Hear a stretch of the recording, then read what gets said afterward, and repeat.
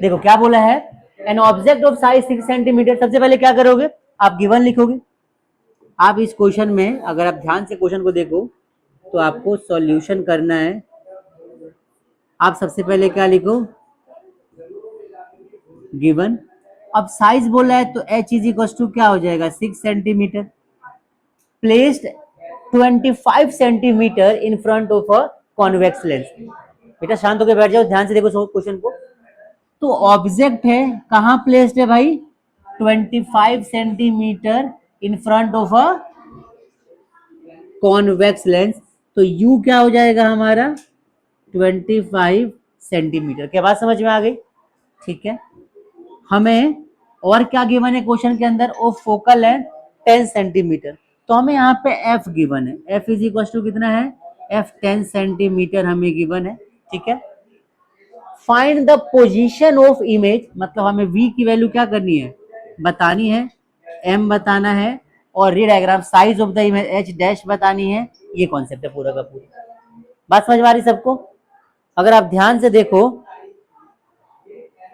तो हमें सबसे पहले रे डायग्राम बनाना चाहिए। अब उसका तरीका क्या है, ध्यान, सबसे पहले क्वेश्चन में क्या बोला है, h is equal to 6 centimetre. Lens कौन सा बोला है, ध्यान से देखो, हमें क्वेश्चन लेंस कौन सा बोला है, कॉन्वेक्स लेंस की बात करी है। तो हम यहाँ पे क्या करेंगे, एक कॉन्वेक्स लेंस बनाएंगे अच्छा सा,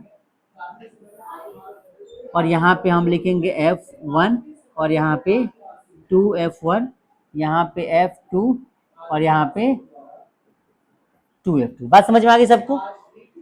इतना क्लियर हुआ कि नहीं, मुझे बताओ।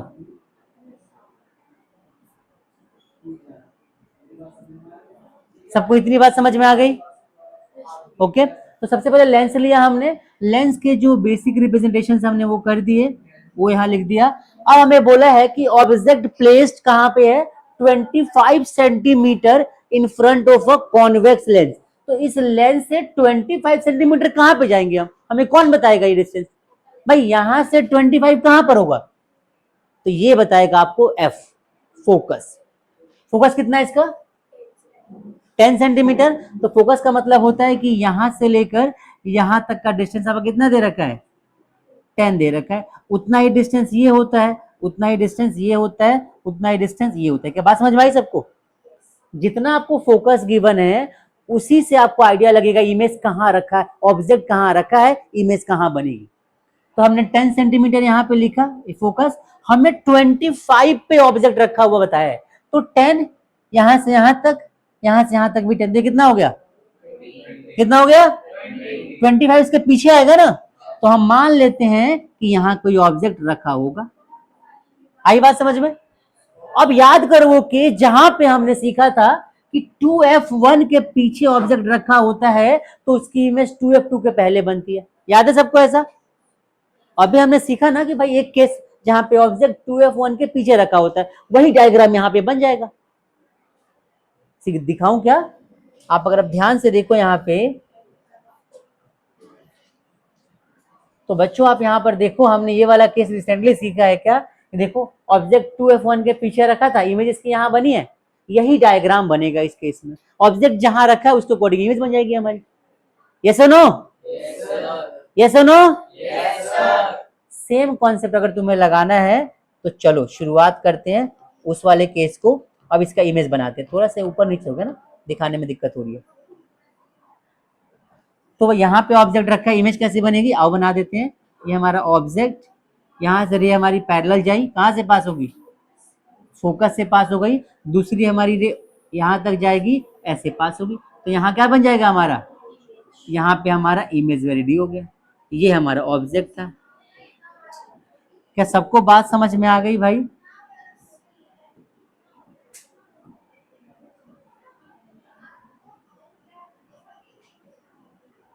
चलो क्लियर हो गया सबको? ये जो हमारा दे रखा है, ये हमारा h है, ये कितना दे रखा है, 6 सेंटीमीटर। मैं बाद में मेंशन कर दूंगा, बस h लिख देता हूँ। समझ में आया सबको? तो ये आपका रे डायग्राम बन के रेडी हो गया। इसको बोलते हैं रे डायग्राम। भाई कहाँ से रे आएगी, कहाँ से पास होगी। अब हमें फाइंड करना है पोजीशन ऑफ द इमेज। तो क्या करेंगे, कुछ नहीं करेंगे, फॉर्मूला लगा देंगे हम। v फाइंड करना है, v इज इक्वल टू क्या होता है, uf और u minus f। u minus F होता है मिरर के अंदर, यहाँ पे u प्लस एफ हो जाएगा। आई बात समझ में? लेंस का फॉर्मूला क्या होता है? लेंस का फॉर्मूला होता है 1/v minus 1/u is equal to 1/f। इसके according v is equal to u f, u plus f हो जाएगा। रख के सॉल्व कर लेते हैं। आपको साइन कन्वेंशन याद होना चाहिए क्या?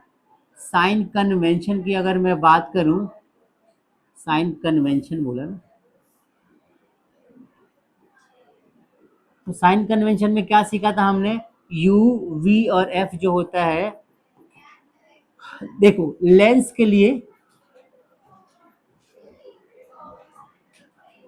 ये कॉन्वेक्स और यहाँ पे क्या हो जाएगा? कॉनकेव। ये तीनों माइनस में होता है, किसमें? कॉनकेव में। और कॉन्वेक्स में क्या होता है? कॉन्वेक्स में u माइनस का, ये दोनों प्लस का। आई बात समझ में? ये कन्वेंशन यूज कर लेंगे। आओ समझते हैं। तो v फाइंड करना है, तो v is equal to u की वैल्यू क्या है हमारी? u 25 था क्वेश्चन में, 25 लगा दिया। f की वैल्यू क्या थी? 10। अब ध्यान से देखो u तो माइनस में था तो मैंने माइनस लिख दिया, अपॉन में f प्लस का था तो मैंने प्लस छोड़ दिया। f u कितना 25 तो माइनस 25 लिख दिया, प्लस f कितना है? 10। सॉल्व करोगे 25 10 जा कितना होता है? और 25 में 10 का क्या बचेगा? 15। माइनस का इससे कट जाएगा, तो जो हमारी v की वैल्यू है कितनी हो जाएगी? 5 से काट दो।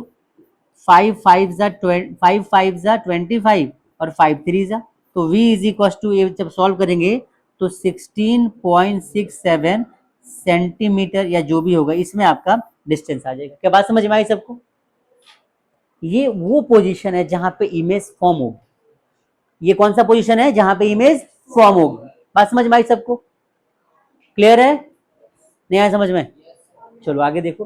तो ये डायग्राम, अगर यहाँ पे ऑब्जेक्ट रखा है तो 16 कहाँ पे आएगा? यहाँ से यहाँ पे 10, और यहाँ से देखो, यहाँ से यहाँ तक तो 10 हो गया, और ये कितना? 10 20 होता है, लेकिन 20 से पहले यहाँ पे 16 के आसपास, मतलब यहाँ से लेकर यहाँ तक 16.67 सेंटीमीटर पे इमेज बन जाएगी, क्योंकि यहाँ से यहाँ कितना दे रखा है? 25 सेंटीमीटर। बात समझ में आई सबको? क्लियर हुआ? ये कॉन्सेप्ट u और v का आपको मिल गया। आगे का कंसेप्ट आगे तो आसान है, ये पहला पार्ट था, हटा दो इसको। दूसरे पार्ट में क्या बोला है? Magnification. m is equal to क्या होता है? v बाई u होता है। माइनस लगा दो, यहाँ प्लस में होता है वाला, है ना? मैंने माइनस से पहले कराया होगा तुम लोगों को, माइनस में आता है वाला। तो v पता, u पता, रख के सॉल्व कर लेना, आपको मिल जाएगा मैग्निफिकेशन। h डैश निकालना है तीसरे केस में, ध्यान से देखो। तो h डैश का फॉर्मूला क्या होता है? v अपॉन में u इंटू में h, ये लगा दो, ये प्लस का आएगा। ठीक है, बस इतना याद कर लेना। गाइस समझ में आया सबको?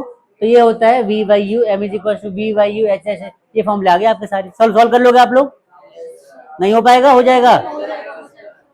ये पूरा कॉन्सेप्ट है एक क्वेश्चन सॉल्व करने का। ध्यान से देखो, क्वेश्चन ने क्या पूछा था आपसे? क्वेश्चन ने पूछा था क्या? v वो निकाल दिया, m आपको मिल गया, h डैश आपको मिल गया, लेंस पता है। क्लियर हो गया सबको? लास्ट में नेचर भी पूछता है। लास्ट में क्या पूछता है कई बार किसी क्वेश्चन में? नेचर। अगर नेचर पूछेगा तो क्या लिखोगे? तो लास्ट में नेचर पूछेगा अगर, तो फोर्थ क्वेश्चन में लिख दो real and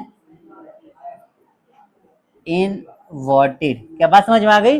real and inverted इसकी इमेज बन जाएगी। ऐसा क्यों? क्योंकि देखो, अगर आप ध्यान से देखो तो इस वाले केस में इमेज नीचे बनी है, तो नीचे जब इमेज बनती है तो रियल होती है, इन्वर्टेड होती है। ऊपर बनता है तो वर्चुअल और इरेक्ट होता है। बात समझ में आ गई? आप इसे नोट करिए।